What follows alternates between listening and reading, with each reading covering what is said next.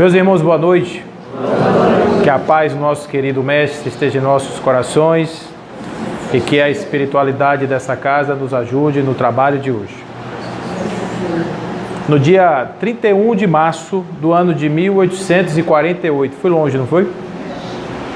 Então, nesse dia, na cidade de Hydesville, no interior do estado de Nova York, duas meninas estão dormindo quando ouvem barulhos nas paredes e ali estava se apresentando um espírito. Eles achavam que era o frio, porque estava muito frio nessa época do ano, e eles achavam que era o frio e que cercaram, rodaram em volta do barraco, do cottage, e não conseguiram achar ninguém que pudesse estar fazendo barulho. E eles chegaram à conclusão, pelas experiências que foram feitas posteriormente, de que ali era um espírito que se comunicava com duas crianças. Por que esse episódio é importante na história do espiritismo e do espiritualismo? Vou explicar a diferença das duas coisas. E por que essa data fica marcada na história da doutrina espírita, sobretudo também? Porque neste dia, os espíritos se apresentaram para pessoas comuns. Até então, era tido o fenômeno espiritual como sendo algo que acontecia dentro das sinagogas, dos templos, acontecia com os pitonisas, acontecia com os gurus, com os pajés, com as pessoas, com os mágicos, com os magos, nunca com o ser humano comum. Porque os seres humanos comuns, quando tinham incorporações espirituais, eram tratados como loucos, simplesmente. Então, nesse caso especificamente, foi quando se teve a percepção clara de que ali era um espírito que se comunicavam com pessoas comuns. Então, o dia 31 de março de 1848 é considerado um marco do início do chamado Novo Espiritualismo. Essa corrente do espiritualismo, ela começa nos Estados Unidos, ela acontece na Europa, ela acontece até na Bahia. Aqui na cidade de Mata de São João, mais ou menos nessa época de 48, 49, vai acontecer um fenômeno de uma casa que vai sofrer o efeito poltergeist e vai achar que aquilo era coisa de vizinho, briga de vizinho, chama o delegado e aquilo está registrado, tem um BO de uma invasão espiritual aqui na Bahia. Tudo tem que começar aqui assim, né? Diferente. Aqui tem até BO para espírito. Então foi um registro histórico realmente de uma manifestação espiritual. Então Arthur Conan Doyle, que é o criador do Sherlock Holmes, que era um espiritualista, que escreveu um livro inclusive muito bacana sobre espiritualismo, sobre a história do espiritualismo, ele disse e chama isso de invasão organizada. Os espíritos tomaram decisão em um determinado momento, dizer assim: vamos invadir a Terra e vamos mostrar que nós existimos e vamos desmistificar completamente a nossa relação com os seres humanos. Então, a partir daí, existem já escolas que estudavam os espíritos, né? Em 1848 já existia o movimento espiritualista, mas agora eles tinham fenômenos que estavam advogando favoravelmente em função desta possibilidade. Então, por conta disso, não é? O novo espiritualismo acontece. Quem assistiu aqui o seriado de Houdini, aquele mágico? Alguém viu? Viu lá como era o processo lá dos espíritos e os espíritas, né? Inclusive ele, pela aquele seriado lá, ele sofreu um ataque porque ele atacava muito os espíritas na época, né? Os espiritualistas, e ele falava muito sobre essa questão aí de que era charlatanismo, etc e tal, e o povo não gostava muito disso. Então, de qualquer maneira, para nós, de um modo geral, na sociedade, foi um espanto muito grande quando a gente começou a perceber que essa questão de espírito era muito mais natural do que o que a gente poderia imaginar. Que não tinha nada de mágico, nada de místico, que não tinha nada de sobrenatural naquilo que era absolutamente algo da natureza. Mas os espiritualistas estavam preocupados em entender o fenômeno. Então, para o espiritualista, o que é que interessa? O espírito. Conversar com o espírito, saber o espírito quem é, etc. Tomar a mensagem do espírito, receber a orientação do espírito. Mas eles não acreditam necessariamente em reencarnação, por exemplo. Os espiritualistas, cada qual tem a sua crença, a sua forma de lidar com os espíritos. Então, é espiritualista todo aquele que crê em espírito. É espiritualista. É espírita todo aquele que estuda o material que foi elaborado por Allan Kardec. Não existe a palavra kardecismo do ponto de vista da expressão, eu vou falar para vocês aqui. Kardecismo foi um termo criado no Brasil, sobretudo, para separar aqueles que eram espíritas que gostavam do Evangelho segundo o Espiritismo, o céu, o inferno e a Gênese segundo o Espiritismo. Então os religiosos eram chamados de kardecistas, enquanto aqueles que estudavam o livro dos médiuns e o livro dos espíritos eram chamados de cientificistas. Então daí surgiu o nome kardecista, porque eram pessoas que gostavam de religião. Então o termo kardecismo ele é inapropriado porque não existe espiritismo sem Kardec. A palavra espiritismo foi criada por Allan Kardec. Allan Kardec foi que cunhou essa expressão. Então se a pessoa tem um determinado tipo de relação com os espíritos, se a pessoa tem um determinado tipo de forma, de procedimento, de conduta para lidar com os espíritos, ele é espiritualista. É tudo lindo, é tudo maravilhoso, cada um tem sua forma, tem sua maneira de se comunicar com os espíritos, é tudo certo. Só que esse espiritismo é conforme aquilo que foi orientado pelos espíritos quando da publicação de O Livro dos Espíritos e as outras obras de Allan Kardec. Então muita gente fica zangada, dizendo que o espiritismo está ultrapassado, que o espiritismo está velho, que o espiritismo tem que ser remodelado. A única recomendação que a gente passa para essas pessoas é estudem. Não se pode falar o que você não conhece, porque na verdade Allan Kardec não cometeu, só um erro que ele não cometeu foi criar uma estrutura dogmática ou algo que pudesse ser contestado no tempo. Inclusive, quando ele escreveu o Evangelho segundo o Espiritismo, ele saiu dos milagres, ele saiu das predições, ele ficou só nos ensinamentos de ordem moral, porque ele disse, esses aqui ninguém nunca vai questionar, nunca, jamais alguém vai questionar isso. Então ele teve esse cuidado. Então a doutrina espírita é base, fundamento para o estudo da origem, destinação e das relações entre os espíritos e os encarnados. A preocupação de Allan Kardec era, como vivem os espíritos? Por que Allan Kardec escreveu aqueles livros? Porque ele queria entender como é que os espíritos viviam. Como é o mundo dos espíritos? Como o espírito come, o espírito se diverte, o espírito pensa o quê? O espírito sente o quê? E daí surge o processo da reencarnação, surge o processo da desencarnação, como é que funciona, etc. E aí essa obra toda que a gente conhece e que a gente precisa estudar.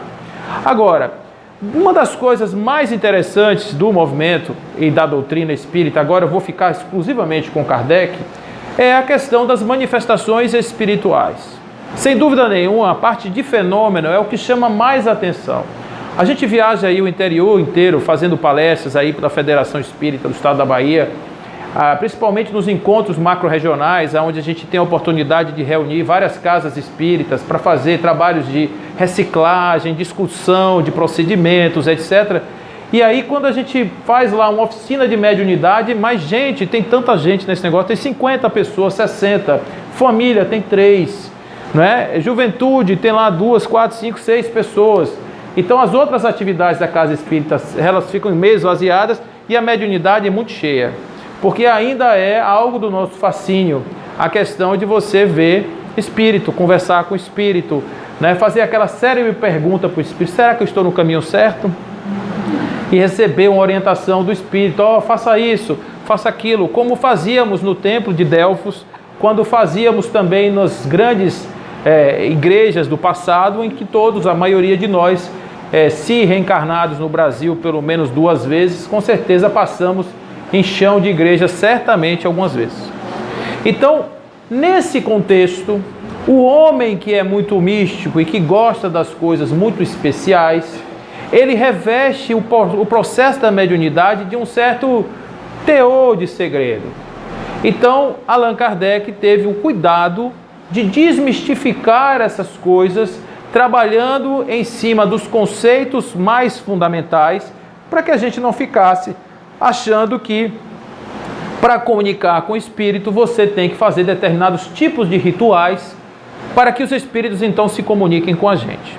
Então, como era lá no templo de Delfos? No templo de Delfos, a pitonisa, por exemplo, que era o médium, ou a médium que estava ali fazendo, no caso a pitonisa como exemplo, ela respirava um ar, uma fumaça que vinha da folha de louro queimada, que saía das pedras, ela aspirava, entrava em estado alterado de consciência, apertando tecla SAP, ficava doidona, e a partir daí ela começava a ter visões de espíritos e fazia lá toda a comunicação, porque era uma forma de transcendência também. Essa mediunidade fazia com que as pitonisas pudessem dar as comunicações.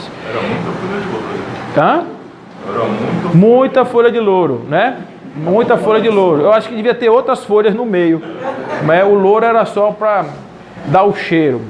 Então, na verdade, esse processo, a gente é assim porque a gente gosta disso, né? A gente lá atrás, a gente gostava do totem, a gente gostava da pedra, a gente gostava da árvore. Então fica meio sem graça você chegar assim e dizer assim, poxa, espírito chega em qualquer hora, qualquer lugar, de qualquer maneira, não preciso estar vestido de branco? Não. Eu não preciso estar com sal no pé? Não, também. Eu não preciso estar com crucifixo na mão? Muito menos. Uma pedra, um quartzo? Nada, nada. Eu não dei um colar? Nada. Absolutamente nada. Absolutamente nada. Por uma questão muito simples. A mediunidade não é algo sobrenatural. A mediunidade não é sequer um dom. A mediunidade é um atributo da matéria, do próprio corpo, do fluido cósmico universal que nos constitui. Então, o que significa do ponto de vista da compreensão espírita a mediunidade? Então, vou explicar aqui para vocês o veículo da mediunidade. Não é somente o corpo físico, porque ele expressa a mediunidade, mas a mediunidade é, sobretudo, o perispírito. Então, só para a gente aqui conceituar, são 3 os corpos constituintes do homem. O corpo físico, que é esse aqui que a gente vê, que a gente toca, que sente. O perispírito, que é uma camada intermediária, e o espírito. Kardec separa esses 3 corpos assim. Se você for para a teosofia, vai encontrar pelo menos uns 7. Se você for para outras teorias, vai encontrar mais aí 10, 20, 50, tantos quantos sejam a imaginação do povo. Kardec disse, já que nós estamos discutindo essas questões, nós temos um corpo denso, físico, de representação aqui nesse planeta. Nós temos o espírito, que é a parte inteligente, o princípio inteligente do universo que está ali, não é? Se manifestando na individualidade. E para que esse princípio fluídico possa se comunicar com a matéria densa, existe o perispírito. Então, o que é o perispírito? Ele é uma camada de intermediação entre o espírito, que tem a vontade, e o corpo, que expressa a vontade do espírito. Então, dito de forma resumida, o espírito deseja, pensa, sente, o perispírito transmite e o corpo executa. Esse mecanismo perfeito funciona assim em todos nós. Então, de alguma forma, nós já somos médiuns de nós mesmos. Porque nesses corpos nós estamos incorporados de um espírito que somos nós. Então a gente já está num processo de mediunidade intensa. A questão da mediunidade é que o conceito de mediunidade é toda vez que você se coloca no espaço entre um espírito e alguém que quer te ouvir, ou que quer ouvir esse espírito. Então é médium aquele que está no meio. Por que eu digo isso? Porque se eu aqui agora fechar os meus olhos e começar a dar uma comunicação, essa comunicação pode vir de um espírito, como ela também pode vir de eu, espírito. Eu, enquanto espírito, já vivi outras vidas, já tive outras personalidades, eu já fui outras pessoas, eu já fui mulher, já fui japonês, já fui alemão, já fui tudo que vocês puderem imaginar, eu já fui. Então, eu posso muito bem, num processo meu de mergulho de consciência, evocar uma dessas minhas vivências passadas e trazer um japonês aqui se expressando para vocês. Que não necessariamente será um outro espírito, poderá ser apenas eu. Então, o nome desse mecanismo é animismo. Por quê? Porque eu estou, enquanto o meu espírito, me expressando para vocês. Pode ser, inclusive, gente, que essa mesma personalidade que vos fala esteja também transmitindo alguma coisa. Porque eu também tenho os meus desejos de falar, as minhas necessidades de me expressar. Então eu posso fechar os olhos, inspirado ou tocado pela energia dessa casa, eu começar aqui a dar uma mensagem que não é de espírito externo nenhum, é minha mensagem. Então o que eu quero dizer é que quando eu estou fazendo isso, quer seja da minha própria lavra interna, ou do meu desejo emocional de me expressar, isso não é um ato mediúnico. Isso é um ato anímico, porque é da minha alma.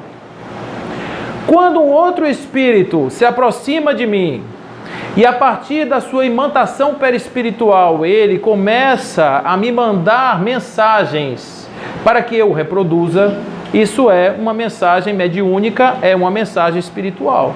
Porque eu estou me colocando entre este espírito que se comunica e vocês. Então, nesse caso, é um fenômeno típico de espiritualidade. Só para ficar claro esse conceito da mediunidade. O médium é o que fica no meio. Nem todo mundo que dá comunicação está se servindo ali do papel de médium. É isso que só para a gente conceituar. Então, a partir desse momento, Allan Kardec começa a ter a preocupação de explicar como é que funcionam as reuniões mediúnicas. Por quê?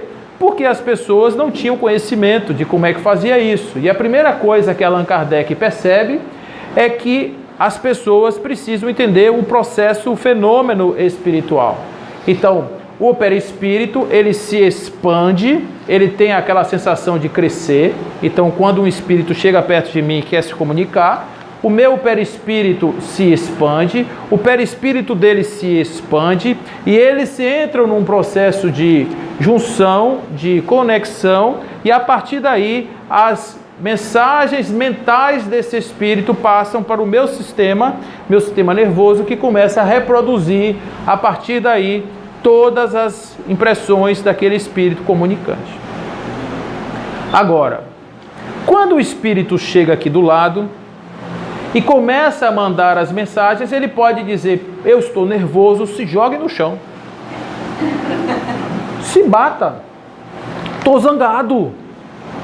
E eu quero que você saia jogando as cadeiras para cima. Então, o que é que o médium educado, no sentido humano, poderá fazer? Eu estou aqui servindo como um servidor do Cristo, estou servindo a um irmão necessitado que quer se expressar, então eu tenho que jogar as cadeiras para cima. O que faz um médium educado na doutrina espírita? Não, amigo. Estamos aqui para lhe receber com toda a doçura, com toda a delicadeza. Eu sou o veículo da sua manifestação, mas não será assim. Nós vamos passar essa comunicação sem muita bagunça, sem muito tipo de bota para lá, bota para cá, porque não precisa disso. Isso aí, muitas vezes, é o próprio médium que quer valorizar a comunicação, e que aí comunicação sem trimelique não é poderosa, comunicação sem se virar para um lado e para o outro não é incorporação. Então, isso, na verdade, não tem nada a ver com o processo. Eu estou só aqui, Kardec puro. Ok? Kardec puro. É claro que isso não invalida a qualidade das mensagens que são passadas por esses médiuns.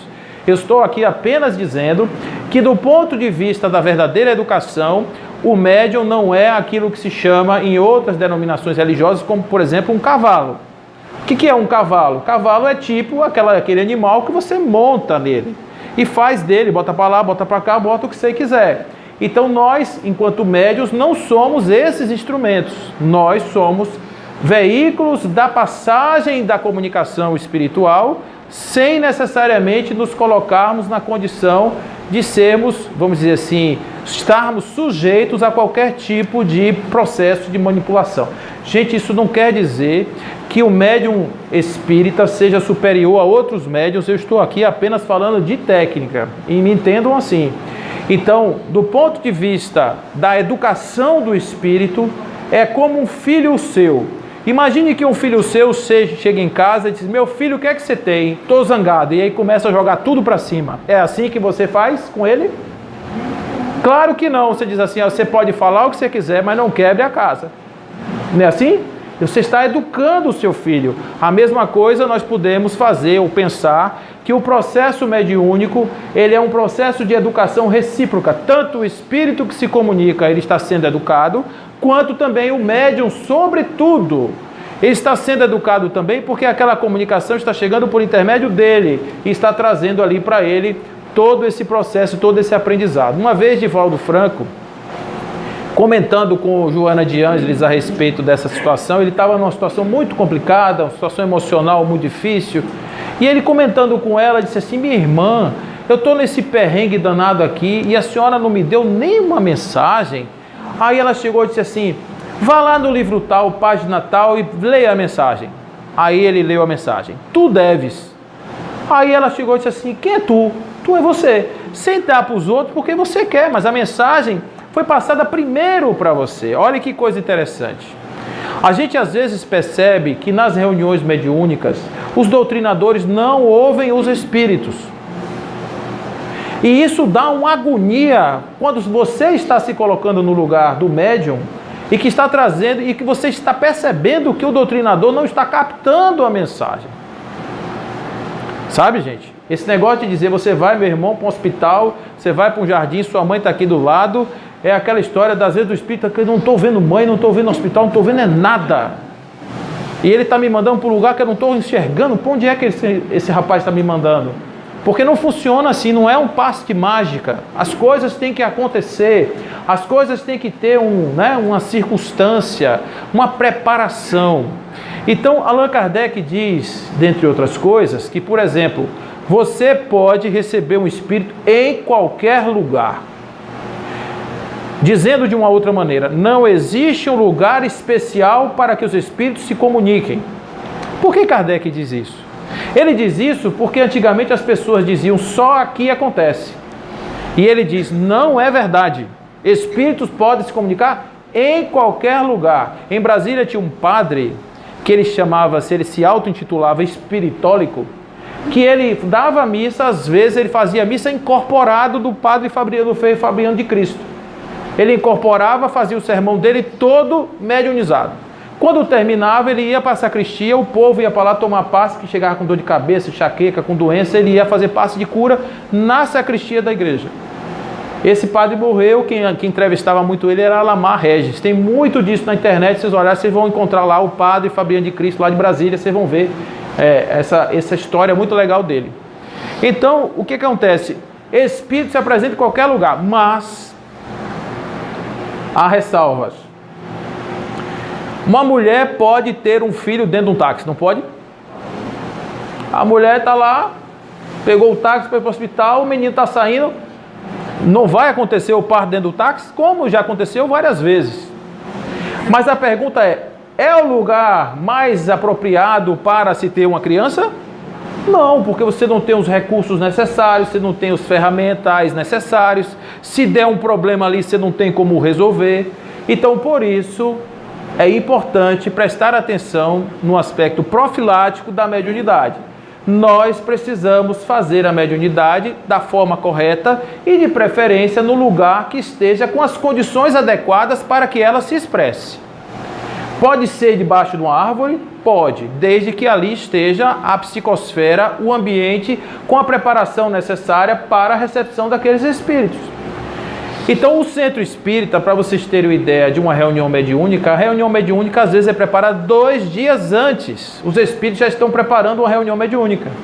Porque existe todo um trabalho a ser feito do ponto de vista de seleção de quem serão os comunicantes, a preparação prévia do ambiente, a limpeza, naquele ambiente ali para receber aquelas comunicações. Então, existe uma série de questões que são propícias ao ambiente do centro espírita e que, obviamente, uma comunicação sendo feita com esses cuidados, ela terá muito mais chances de não ter problema.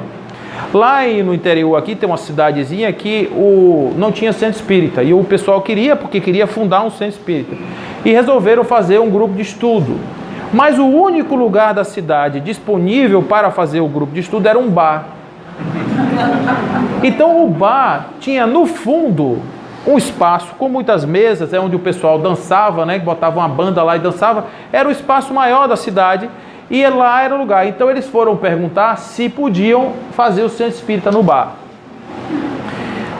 Qual é o problema disso? Gente, não é que... Nós estamos falando de ciência. Então eu estou dizendo aqui, na psicosfera daquele lugar é uma psicosfera carregada de espíritos necessitados de bar. Para você fazer um trabalho, pra vocês terem ideia, em Vitória da Conquista tem uns amigos que fundaram o Centro Espírita, se mudaram para o Centro Espírita, e a sede hoje é no lugar onde era um bar. Em reuniões mediúnicas aparecem espíritos lá procurando o bar. Procurando o bar, porque acham que ali ainda é o bar. Então, o que acontece? Se essa reunião for feita, mesmo uma reunião de estudo, onde existem pensamentos, fechamento de olho, evocações, etc., mentais, etc., se acontecer ali uma incorporação de um desses irmãos necessitados ali, numa daquelas pessoas que tem uma possibilidade mais aflorada da mediunidade, quem socorrerá? Quem dará esse primeiro socorro ali no sentido de fazer uma doutrinação correta? Se não tiver uma pessoa capacitada ali, provavelmente será uma coisa mal feita. Poderá ali criar, inclusive, situações complicadas. Então, é importante pensarmos que, embora a mediunidade seja algo absolutamente natural, ela não é algo que a gente deva brincar. Antigamente tinha muita brincadeira do copo. Vamos aqui fazer brincadeira do copo, né? O copo se mexendo em cima da mesa. É óbvio que toda vez que você chamar um espírito virá. Mas qual? Qual espírito virá? Então, se você está fazendo uma brincadeira de um copo, vamos ver o que é a resposta, e cheio de risada, e tal, e num ambiente lúdico da juventude, que é muita juventude gosta de fazer isso, o que acontece? Espíritos que gostam também do vão chegar ali. Você quer saber o que? Eu quero saber como é o nome do meu namorado. Ela vai chegar ali e vai dar um nome qualquer e a pessoa vai sair dali achando que vai casar com o Zé.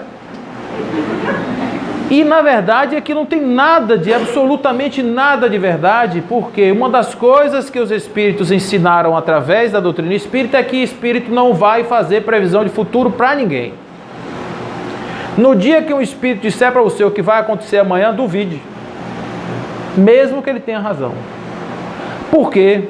Porque se você veio para cá para descobrir seu caminho pelos seus próprios passos, como é que o espírito vai chegar e vai te dizer amanhã vai acontecer isso, depois de amanhã vai acontecer tal coisa, depois de amanhã tal coisa, tal coisa, tal coisa, tal coisa? Não faz sentido isso. Não faz sentido porque pode acontecer um médium desajustado dizer, olha, tem um espírito aqui do lado dizendo que tu vai morrer daqui a 2 dias. Vocês estão pensando que é brincadeira?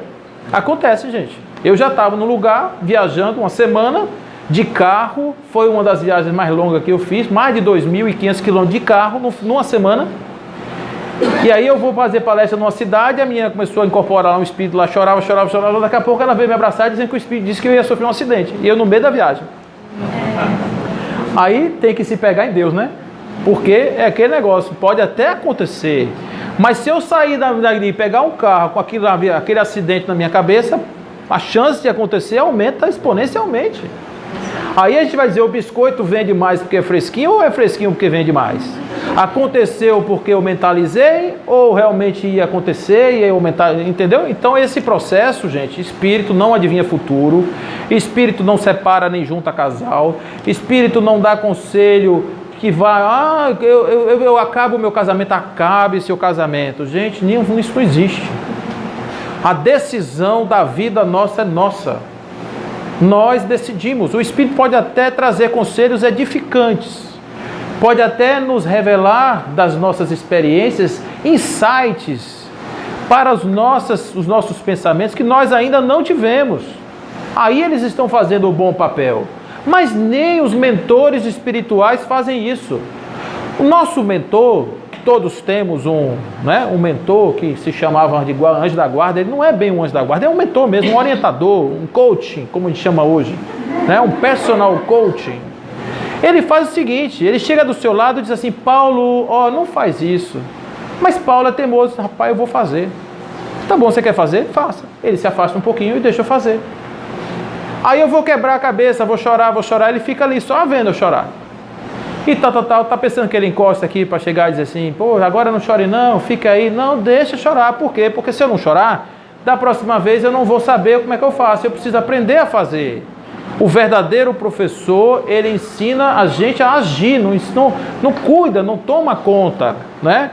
Não faz o que a gente faz como hoje, na posição de pais, helicópteros, que fica cercando o filho para não acontecer nada. Não é isso, não é esse o papel do mentor. O meu papel do mentor é dar conselhos, orientações, para que a gente possa, ele com a visão ampliada, ele guiar melhor nossas vidas.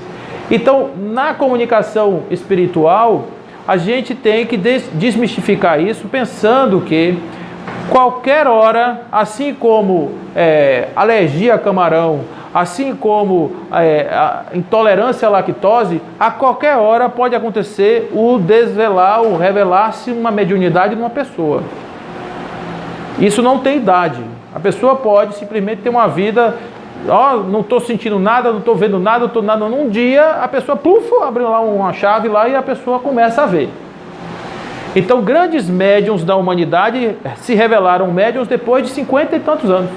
O caso de Emanuel Swedenborg, que foi um dos grandes médiuns, né, que tinha visões, inclusive, via a distância, se deslocava, etc. Esse homem levou, 56 anos foi quando ele começou a ter fenômenos mediúnicos na sua vida. Até 56 anos ele não tinha nada, absolutamente nada. Eu estava numa reunião aí com o pessoal, e aí chegou uma moça, chorava bastante. E ela chorava muito.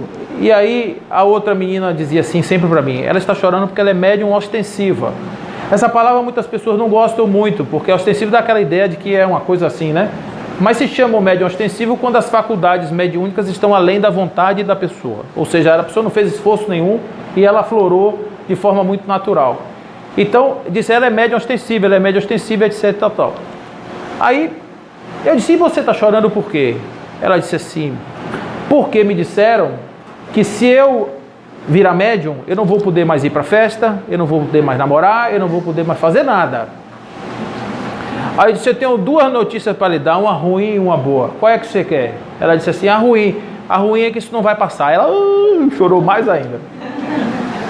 Aí eu disse, a boa é que você pode fazer tudo isso que você está fazendo, mas faça de uma maneira tal que essa situação não lhe comprometa moralmente. Você não sabe quando você será chamado para estar com os espíritos. Porque o lado da mediunidade, quando ela aflora, gente, ela lhe torna mais sensível. Você fica mais sensível. Você capta as energias de uma forma diferente. Então, você vai para um lugar que a energia está pesada, é claro que você vai sentir isso diferente de uma outra pessoa. Você vai ficar se sentindo assim, acuado, o ombro chega e enverga assim para baixo, ó, vai assim virando, né? Uma vez, eu trabalho ali na Paralela, e eu vou saindo do trabalho e tinha uma galinha que estava presa ali, que ali é um lugar onde o pessoal faz muito dessas coisas assim, né, das oferendas. Só que eu tenho muita pena dos animais, eu tenho mesmo. E aí eu vi essa galinha e fiquei com pena da galinha. E eu parei o carro, aí eu desci, a galinha estava com o olho completamente virado, eu não sei se ela tinha bebido alguma coisa, não sei o que a galinha estava. Não, gente, eu falo sério porque o pessoal dá para a galinha ficar mais quietinha, né? Então eu não sei se tinha acontecido alguma coisa, mas ela estava com o olho assim, meio vidrado assim, olhando para mim assim, com aquele olho. Aí eu peguei a galinha. Gente do céu, eu senti na minha mão uma energia, uma coisa, a galinha ficou na minha mão. Quando eu saí o carro, que eu ia com o carro, aquele negócio assim, ó, e eu conversando com a galinha, minha irmã, não leve a mal. Eu falando com ela assim, minha irmã, não leve a mal. Esse povo, a gente está fazendo isso porque a gente ainda é ignorante, a gente não sabe lidar com essas energias, por isso você está aqui nessa situação. Eu peço desculpa a você em nome da humanidade. Eu conversei com a galinha, mas eu saí com a galinha na minha mão e aí começou a minha preocupação. Eu digo, será que os irmãos que estavam ali não gostaram da minha intervenção? E aí eu comecei a pedir desculpa aos irmãos, né? Porque eu não podia chegar em casa com essas energias comigo, porque eu estaria levando para dentro da minha casa coisas que o pessoal que está lá não tem nada a ver com isso. Você está entendendo, gente? Aí eu fui conversar com uma amiga minha, quando eu contei isso, achando que eu estava falando assim, da coisa mais maravilhosa do mundo, ela me deu, mas Paulo, nunca mais faça isso. Porque você está se metendo num campo que não é o seu, você não se preparou para entrar naquele campo. Você simplesmente se meteu onde você não foi chamado. Né? Então, para a gente ter ideia, gente, de que a consciência realmente tem que trazer para a gente coisas de responsabilidade. Então, você está em sua casa. E olha que coisa acontece. Você está em sua casa e você diz assim, eu vou tomar aquela cervejinha hoje, né? Hoje eu não tenho centro, hoje eu não vou dar passe, hoje eu não sei o que, eu vou tomar aquela cervejinha hoje. Aí você faz isso, quando dá 2h30 da tarde, liga para o telefone para você, você pode vir aqui em casa me dar um passe que eu estou me sentindo tão mal. Aí você diz o quê? Não vou não, porque eu tomei uma cerveja hoje, eu não vou ali.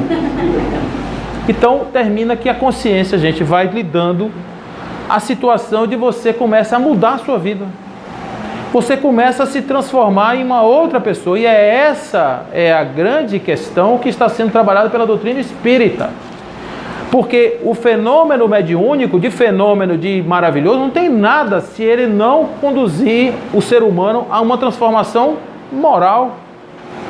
Então o que adianta eu ficar vendo cadeira voando, flor descendo do teto? É muito lindo. Mas se isso não me modificar, se isso não transformar a minha pessoa, o que isso vale? Para quê? Vale de quê? Não é? Então, a mediunidade ela é um complemento, tanto que se você chegar hoje nos centros espíritas, vocês vão se frustrar buscando fenômenos, porque os fenômenos hoje estão muito tímidos. Porque a fase dos fenômenos, aqueles fenômenos mais, né? Que, se você pegar lá o Daniel Dangas Romo saía voando, gente. Ele levitava, saía por uma janela e voltava pela outra. Então hoje você não tem mais nenhuma notícia de médiuns que faziam isso. E ele tem fotos dele fazendo isso. Tem relatos de pessoas que viram. Não foi uma coisa assim inventada. Não é? Então, hoje tem menos fenômenos. Por que tem menos fenômenos hoje? Porque hoje a realidade das casas espíritas não é mais trabalhar os fenômenos, mas trabalhar as pessoas. Chega, aí quando a pessoa bota lá na internet assim, prova que existe reencarnação. Gente, para que mais prova de reencarnação? Não tem mais necessidade nenhuma de provar mais nada, já provou, foi tudo, provou, reprovou, já provou, tudo. Agora está na hora da gente fazer a seguinte pergunta: o que é que eu vou fazer com tudo isso? O que muda na minha vida eu saber que tem espíritos, questão 459, que os espíritos de ordinário conduzem as nossas vidas? O que adianta eu saber disso? Adianta eu saber que se de repente eu tenho uma percepção espiritual de que eu sou espírito, pode ser que os valores da minha vida sejam outros. Eu ressignifique os valores. Eu de repente possa ter uma outra relação com a morte. Uma outra relação com a morte. Me encontrei com um amigo hoje que teve uma perda muito significativa da esposa, que morre de uma forma estranha. Ela veio num carro, dirigindo numa estrada, com 2 crianças dentro do carro, parou num posto de gasolina, entrou no sanitário e morreu dentro do banheiro, com as 2 crianças dentro do carro. Então você imagina a cabeça de uma pessoa receber a notícia de que a esposa morreu dessa forma dentro de um carro, né? Se o sujeito não tiver um preparo para encarar isso dentro, cresce a cabeça, fere o juízo, né? Então a gente tem que entender que essa coisa da espiritualidade veio para que a gente pudesse entender a vida como um ciclo natural. As coisas precisam ser entendidas de forma natural. Então, eu sempre digo isso, Bezerra de Menezes foi um caso muito interessante, porque Bezerra de Menezes perdeu a sua esposa, que ele amava bastante, ele tinha uma relação com ela de muito amor. Ela morreu rapidamente, adoeceu, 20 dias depois morreu. Ele ficou muito mal, levou 2 anos praticamente para se recuperar. Depois teve a perda de mais um filho, e ele dizia assim, as coisas mais dolorosas são as perdas das pessoas. Quando ele se transforma em espírita, depois que ele se transformou em espírita, que ele entendeu realmente o processo da espiritualidade, ele perdeu 3 filhos em 1 ano. Em 1 ano ele perde 3 filhos. E ele diz, agradeci todos os dias que pude estar ao lado desses espíritos, porque Deus me confiou a eles o tempo necessário para a experiência deles. Quer dizer, agora já é outro homem vendo o mesmo processo, de 3 vezes mais forte, mas de uma outra maneira, de uma maneira diferente. Ou seja, acreditar em espírito não precisa de fenômeno. Jesus já dizia, bem-aventurados aqueles que acreditam sem ver. Acreditar sem ver. Você simplesmente sabe que você é um espírito, sabe que quando morrer vai continuar vivo, sabe que vai se comunicar com aqueles que podem ficar aqui ou não. Porque a comunicação espiritual, ela não é privilégio de todos os espíritos. Nem todos os espíritos têm o privilégio de poder participar de uma reunião mediúnica. Por isso que eles têm tanta necessidade de participar das reuniões mediúnicas. Então, essa questão de você fazer reunião com espíritos necessitados não é só para dar conselho para espíritos, é sobretudo para ter a caridade de entender que muitas vezes aqueles irmãos precisam de vozes humanas, para descobrir que estão mortos, e isso muitas vezes eles levam anos para descobrir isso. Então, a mediunidade é uma forma barata, que eu digo barata é porque não lhe custa nada de ser caridoso. Você não precisa construir um prédio, você não precisa fundar um centro, não precisa montar uma igreja, você não precisa fazer nada, basta você dedicar parte do seu tempo, da sua dedicação e transformar-se moralmente para ser um vaso perfeito, um vaso bom, para que a mediunidade ali se expresse e você, através dela, possa fazer a verdadeira caridade com espíritos irmãos necessitados e também com os encarnados que estão aí, totalmente desorientados do juízo. Então, a mediunidade pode ajudar muito pessoas que estão no nosso entorno. Por isso, nós temos que entender a mediunidade verdadeiramente como os espíritos nos dizem. Mediunidade é coisa que deve ser exercida santamente, religiosamente, no sentido de dizer que nós temos que ter o compromisso com a prática mediúnica e o respeito com a prática mediúnica, porque não é assunto de brincadeira. Com relação à qualidade da comunicação, uma coisa que Kardec ensinou bastante é que a gente tomasse cuidado, porque nem todo espírito que diz que é. Isso não tem nenhum problema, gente. E olha, espírito de luz não se melindra se você ficar insistindo com ele para ele provar realmente que ele é, que ele diz que é. Somente aqueles que são os espíritos ainda em necessidades melindrosas se melindram com a questão dos testes, dos chamados perguntas que você faz para saber se ele é quem ele é. Você não está vendo a pessoa. O espírito pode se apresentar para um vidente do jeito que ele quiser. Ele pode transformar o perispírito através da força do pensamento e o vidente vê outra pessoa. Ele pode dizer, eu sou Jesus Cristo. A pessoa ouve lá e diz, Jesus Cristo veio fazer uma comunicação. Vou contar uma história para vocês que aconteceu com Allan Kardec. Allan Kardec está ali na Revista Espírita, ele trabalhava na Revista Espírita, era a grande tribuna de discussão da mediunidade, ou dos assuntos da mediunidade, do espiritismo, era a Revista Espírita. E um dia chega uma mensagem na sociedade parisiense de uma médium muito confiável, de ninguém menos do que Jesus Cristo. Aí assina Jesus Cristo. E essa mensagem depois vai para o Evangelho segundo o Espiritismo, e está lá uma das belas mensagens do Evangelho. Eu venho como as ovelhas, para as ovelhas perdidas de Israel. Aquela mensagem está lá, foi essa mensagem que apareceu na Revista Espírita. Lá no Evangelho segundo o Espiritismo, ela aparece como Espírito de Verdade. Kardec, quando publicou na Revista Espírita, disse, olha, eu estou publicando com todas as ressalvas do mundo, porque não se pode aceitar de forma imediata mensagens desse conteúdo, principalmente deste Espírito, mesmo sendo transmitidas por médiuns de altíssima confiabilidade. É preciso ter cuidado com isso, com a identidade dos espíritos. Por isso que ele escreveu um capítulo especial sobre isso, sobre a identidade dos espíritos. Então, se a gente tiver o cuidado de não se fascinar com o espírito, de não ficar achando que espírito tem resposta para tudo, que espírito, pelo fato de morrer, passou a ser fonte do conhecimento. Aqui nós temos centenas de espíritos que estão me ouvindo aqui, sabem do que nós estamos falando, que não tem nenhum tipo de respeito. Espíritos são homens sem corpos. Então, se o espírito era, por exemplo, espírita, e ele gostava muito da doutrina espírita, ele estudava, etc., ele vai ser um espírito espírita. Mas se ele não era espírita, por exemplo, ele era testemunha de Jeová, ele será um espírito testemunha de Jeová. Não é porque ele morreu que ele vira espírita, ele continua acreditando no que ele sempre acreditou. Espíritos morrem, quando pessoas morrem, espíritos desencarnam e ficam dormindo no plano espiritual, conforme assim era a sua crença aqui na Terra. Entende, gente? Então não muda nada, não. O que muda é que a gente agora pega essa situação, aproveitar essa janela transdimensional ou interdimensional que são os espíritos, que passam para a gente conhecimentos importantíssimos sobre como funciona o lado de lá. E a gente, por conta desta percepção do lado de lá, mude o lado de cá. Nós estávamos falando aqui sobre a leitura aqui do texto, e aí essa leitura do texto traz uma reflexão de como nós estamos vivendo o mundo de hoje.